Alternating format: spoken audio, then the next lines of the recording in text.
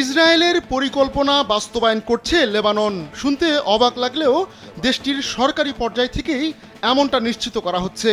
সাবেক প্রধানমন্ত্রী সাদ Hariri Lebanon ছেড়ে পালিয়ে যাওয়ার পর থেকেই টালমাটাল দেশটি।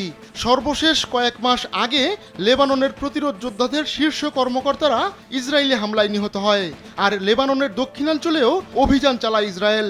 এত কিছু করেও প্রতিরোধ যোদ্ধাদের পুরোপুরি নিশ্চিহ্ন করতে পারেনি ইসরায়েল, তাই লেবাননের উপর চাপ সৃষ্টি করে যাচ্ছে তেল আবিব। এমত অবস্থায় বুধবার লেবাননের প্রধানমন্ত্রী নাওয়াফ সালাম জানান, অস্ত্র যেন শুধুমাত্র সরকারি প্রতিষ্ঠানের কাছেই থাকে তা নিশ্চিত করতে তৎপরতা বাড়িয়েছেন তারা। স্যান্ডেলিনা সো, রূপচর্চায় আভিজাত্য। পাশাপাশি পুরো দেশেই নিজের নিয়ন্ত্রণ প্রতিষ্ঠা করতে জোর প্রচেষ্টার কথাও জানিয়েছেন সালাম।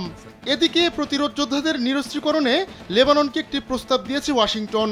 সিরিয়া ও লেবাননের মার্কিন রাষ্ট্রদূতের মাধ্যমে ওই প্রস্তাব পাঠানো হয়। গেল মাসে ওই প্রস্তাব বৈরুত সরকারের কাছে তুলে দেন মার্কিন রাষ্ট্রদূত টম বারাক।